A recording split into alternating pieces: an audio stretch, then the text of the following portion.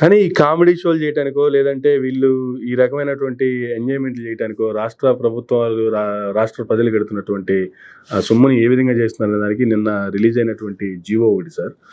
హెలికాప్టర్ల ఖర్చుకి ఏడాదికి దాదాపుగా 50 కోట్ల పైచిలుకు. Only for aviation department. ఇచ్చారండి, జీవో నెంబర్ కూడా ఉంది. GORT నెంబర్ 1004 డేటెడ్ ఏమో 22/5/2025 అంటే నిన్న రిలీజ్ అయింది. Yes sir. Head of account ఏమో 3053-01-190-11-404-310/312 హెడ్ ఆఫ్ అకౌంట్. క్వార్టర్ 1కి ఏమో 19,12,05,000 సార్. క్వార్టర్ 2కి ఏమో 10,92,60,000. క్వార్టర్ 3కి 10,92,60,000. క్వార్టర్ 4కి 13,65,75,000. టోటల్ 54,63,00,000 హెలికాప్టర్లో తిరిగారు. ఇది ఇంత కష్టపడి ఇంత హెలికాప్టర్లో తిరిగిన దానికి అట్లీస్ట్ 10% అయినా గ్రౌండ్ ఏమన్నా.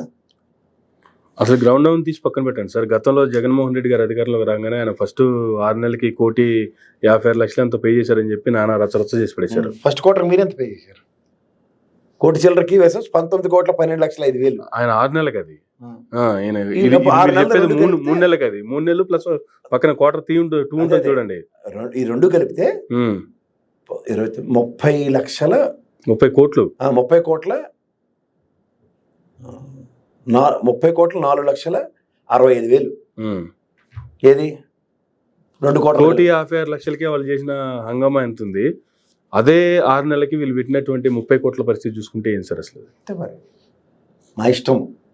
నువ్వేమైనా చేయగలవా? నేనైతే ఏం చేయలేను. నువ్వేమైనా చేయగలిగితే చెప్పు. అధికారం మీది కాబట్టి ఎవరైనా చేసేది ఏం లేదు, ఇంకా ఎవరైనా చేయలేరు అంతే. కానీ అధికారంలో లేనప్పుడు మీరు ప్రశ్నించిన దాన్ని మిమ్మల్ని రేపు ప్రజల వల్ల మిమ్మల్ని ప్రశ్నించే అవకాశం లేవంటారు. అవన్నీ చెప్పే కదా, అవన్నీ ప్రజలు నమ్మే కదా. వైఎస్ జగన్మోహన్ రెడ్డి ఎంత దుబారా చేసి పడేశాడు, లేకపోతే ఖర్చులు చేసి పడేశాడు, రాష్ట్రాన్ని నాశనం చేసి పడేస్తాడు అంటేనే కదా మీకు ప్రజలు అప్పచెప్పారు. అవునండి, వీళ్ళకి తరంగా ఉన్నారు వెనకాల తపేలాలు నిలవేద్దాంసులు వాద్యం. ఆయన కూడా ఉన్నాడు. ఆ సాక్షిలో చెప్తారు. సాక్షి సగం మంది కట్టేస్తారు ఇంట్లో. ఇప్పుడు గవర్నమెంట్ ఉంది కాబట్టి సాక్షి ఛానలే రానివారు. అక్కడ ఎవడికి తెలుస్తుంది, ఎవడు పడతారు దాన్ని. నిరోధనే. ఇప్పుడు 10 మంది 10 విషయాలు చెప్పేది, ఒకడు ఒకటి విషయం చెప్పేది, రెండు కాంట్రడిక్షన్ ఉంటాయి. అదే 10 మంది ఒక విషయం చెప్పి కూడా జగన్మోహన్ రెడ్డి గారు ప్రెస్ మీట్ స్టార్ట్ అవగానే విజయవాడలో కరెంటు పోయిందంట. మరి అంతవరకు నిజం నాకు తెలియదు. అవునండి అవన్నీ కరెంట్లో అవన్నీ ఆయన చెప్పిన మాటలు అయితే శాశ్వతంగానే ఉంటాయి కదా. ఇవాళ యూట్యూబ్ యోగం అంటే కరెంట్ పోతే ఉంది, ఇంట్లో మొబైల్ ఎట్టు కూర్చో, కరెంట్ పోతే ఇంకా అడ్వాంటేజ్, మొబైల్లోనే చూస్తాడు, ఇంకా ఆప్షన్ ఉండదు అక్కడ. ఇవాళ ఆ రోజులు పోయాయండి. కరెంట్ తీసి చిన్నపిల్లల ఆటలన్నీ ఒకప్పుడు. ఏదో మనం చిన్నప్పుడు చూడండి, క్రికెట్ మ్యాచ్ వస్తే కరెంట్ పోతే ఆయన తిట్టుకోవడం ఉండేది. ఇప్పుడైతే కరెంట్ పోతే ఇంకా హ్యాపీ, కరెంట్ లేదు కదా అని చెప్పి మొబైల్ పెట్టుకుని మరీ హ్యాపీగా ఎంజాయ్ చేస్తున్నారు. ఖచ్చితంగా చూసి ఉంటారు. ఓకే సార్, ఒకటి ఈ రోజు దాకా జగన్మోహన్ రెడ్డి పెట్టిన ప్రతి ప్రెస్ మీట్కి తిరిగి సమాధానం ఇవ్వలేని నిస్సాయ స్థితిలో కూటమి ఉంది. సోకాల్డ్ పెట్టిన ప్రతి ప్రెస్ మీట్కి సమాధానం చాచిపెట్టి కొట్టినట్టే ఉన్నాయి. అవి సమాధానాలు చెప్పుకుని వెళ్తున్నాడు ఆయన. వీళ్ళు తిరిగి మళ్ళీ ప్రెస్టేషనే చూపిస్తున్నారు. హిందూ పేపర్ చూపిస్తావా, సాక్షి పేపర్ చూపించవా? అలాప్పుడు కూడా అంతే. చూడండి, ప్రధానమంత్రి గారు మోడీ సమక్షంలో మాట్లాడిన మాటలకి వీళ్ళు దాన్ని ఎలా అన్వయించారు? ఇంగ్లీష్లో మాట్లాడాలి కదా. వీళ్ళిద్దరు పెద్ద మంచులేశ్వరి శిష్యులని ఇంగ్లీష్లో మాట్లాడతారు సార్. అలాగే ఉంటాయి. అవి they will find excuses for themselves, but they will expect మనందరం ఎక్స్క్యూజ్ తీసుకుంటున్నాం అనుకున్న భ్రమల్లో ఉంటున్నారు.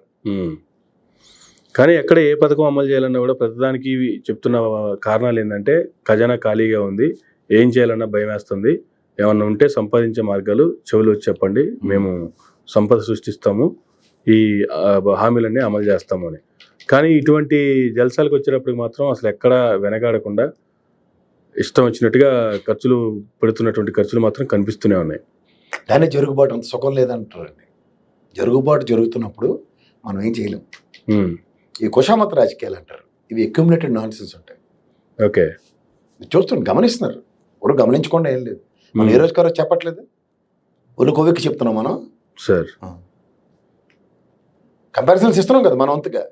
ఎక్కడో దగ్గర ఒక నీటి పొందు, ఒకటి దగ్గర ఒక చిన్న గుండు సూది ఉంటుంది, దాంతోనే యుద్ధం చేస్తాడు. గుండు సూదితో దగ్గర కంటిన్యూస్గా అలా పొడుస్తూ ఉండండి, it will become a dent. అంతే కదా. అంతే. ఇది ఒక రాజకీయ యుద్ధం. దీంట్లో ఏంటంటే ప్రజలకి చేతావని చేయడానికి ఎవడి ప్రయత్నం వాడు చేయవలసింది. ఆడి ప్రయత్నం వాడు చేస్తాడు, అబద్ధాలు చెప్పుకుంటాం ఎన్నాళ్ళు నిలబడతాయి. అబద్ధాలు చెప్తూ స్టార్ట్ అయితే అబద్ధానికి కవర్ చేసుకోవడానికి ఇంకో అబద్ధం చెప్పాలి, ఇంకో అబద్ధం చెప్పాలి, ఇంకో అబద్ధం చెప్పాలి, ఇంకో అబద్ధం, అలా పెట్లు పేర్చుకొని పోవాలా. లాస్ట్కి ఏమవుద్ది? కింద బేస్మెంట్ ఉండాలి కదా, బేస్ లేనప్పుడు ఎన్ని పేరిస్తే టవర్ కనబడుతుంది. ఒకడెవడో కాలుతో డిస్కేమంటే మొత్తం దెబ్బేలను పడతాయి. అబద్ధాల పునాదుల మీద ఏర్పడిన సామ్రాజ్యాలు ఏ రోజు కూడా ముందుకెళ్ళినట్టు ఎక్కడ చరిత్ర లేదు. అంచేత నిజం నిలకడ మీద తెలుస్తుందండి. తెలిసిన తర్వాత వచ్చే రిప్రికేషన్స్ వీళ్ళు తట్టుకోలేరు, అది తెలుసుకోవాలి ఫస్ట్. కానీ జగన్మోహన్ రెడ్డి గారు ప్రెస్ మీట్లు పెడుతున్నారు, ఆయన అడిగేదానికి ఆయన చెప్పేదానికి వీళ్ళకి చెప్పడానికి సమాధానాలు లేవు, ఇవన్నీ బాగానే ఉన్నాయి.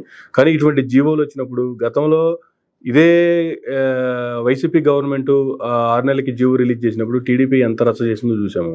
బట్ ఇప్పుడు దానికి 100 రెట్ల కంటే 100 రెట్లు ఎక్కువతో వీళ్ళు ఖర్చులు పెడుతున్నప్పుడు, ఆ జీవోలు బయటకు వచ్చినప్పుడు మరలా ఇంకోసారి జగన్మోహన్ రెడ్డి గారు ప్రెస్ మీట్ చెప్పి మాట్లాడితేనే పరిస్థితి, లేదంటే ఇంకెవరు దాని గురించి మాట్లాడరా, ఎవరు బయటికి రారా? మాట్లాడతారండి, మాట్లాడకుండా ఉండదు. కానీ వాయిస్ మాడ్యులేషన్స్ ఎంతవరకు వస్తున్నాయో చూడండి.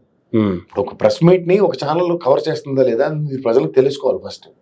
ఇప్పుడు ఉదాహరణకి అంబటి రాంబాబు లేకపోతే ఎవరో పెట్టారు, వీళ్ళు ఎవరో చూపిస్తాడు ప్రెస్ మీట్లు, వాళ్ళు నిజాలు చెప్తూనే ఉన్నారు కదా కంటిన్యూస్గా, పేరున్నా అని. అట్నుంచి పెట్టిన ప్రెస్ మీట్లు ఏవైతే ఉన్నాయో అవి వెల్లడిటీలతోనూ ఇది ఉంటాయి సార్, అవి కనబడుతున్నాయి అనుకోండి. అధికార ప్రతినిధులు పెట్టి ప్రెస్ మీట్లో అధికార ప్రతినిధి ప్రెస్ మీట్ పెడితే తెలుగుదేశం ఆ రోజు పండగలకి ఇంకా అన్ని స్థానాల్లో ఎగేసుకుని పొగేసుకుని మరీ పెడతారు. మరి వీళ్ళు పెట్టినప్పుడు ఎక్కడికి వస్తాయి? మీడియాతో యుద్ధం చేయవలసి వస్తుందండి. అదే కదా నేను చెప్పుకున్నాడు ఆయన. చూద్దాం ఎన్నాళ్ళు సార్, ప్రతిదానికి ఒక పీరియడ్ ఉంటుంది సార్. ఆ పీరియడ్లో వెలిడిటీ ఉంటుంది. ఆ వెలిడిటీలో ఉన్నప్పుడు మనం ఏం చేయలేము. అధికార దర్పం, అధికారంలో ఉన్నాం అని చెప్పి ఎరగబాటు ఇవన్నీ జరుగుతున్నప్పుడు ఏమంటే మనం ఎవరితో కాదు, యుద్ధం ఒక ఎక్స్టెంటే చేయగలం. తర్వాత ఒక అణువు దొరుకుతుంది. అణువు దొరికినప్పుడు అణువు రాని చోట అదుకులు మనరాదు అన్నది వాళ్ళకి వర్తిస్తుంది. ఇప్పుడు నిన్న చూడండి చేతులు కాలి, ఆవేశం అనర్థదాయకం అని రెచ్చిపోయి మాడారు. రెచ్చిపోతే ఏమవుతుంది? మా కృష్ణ గారు రేలకి చచ్చిపోయారు, కోడిపెట్టలో దొరికారు. సోషల్ మీడియా చూడండి, ప్యాండీలు జరిపి కల్లాపు చెల్తున్నారు, చెల్లుమని ప్యాండీలు చెల్తున్నారు మొహం మీద, ఏడు చెప్తున్నారు పోయి అని. అప్డేట్ అవ్వమంటున్నారు. నేను అప్డేట్ అవ్వాలట. Obviously you have to, there is no option నీకు, అంతే కదా. అప్డేట్ అవ్వడం అంటే నిజాలు తెలుసుకోవడం. నిజాలు నీకు తెలియదు కాబట్టి నీకు అబద్ధం అన్నది ఒక స్టోరీ అల్లి నీకు ఇస్తే దాన్ని అల్లుకుని ముందుకు పోతున్నావు మల్లెపందిరిలాగా. మల్లెపందిరి అనుకుని వెళ్తున్నావు, బొగడా పూలు అనే విషయం తర్వాత తెలిస్తే, అంతకని నీకు వెళ్ళలేదు. Okay, right sir, thank you sir, thank you very much అండి. ఇదండి రాష్ట్రంలో ఉన్నటువంటి అనేక అంశాలకు సంబంధించి కేఎస్ ప్రసాద్ గారి విశ్లేషణ. ఇది నాటి ఇంటర్వ్యూ. మరొక ఇంటర్వ్యూ మళ్ళీ కలుద్దాం. చూస్తున్నానండి మెరా మీడియా.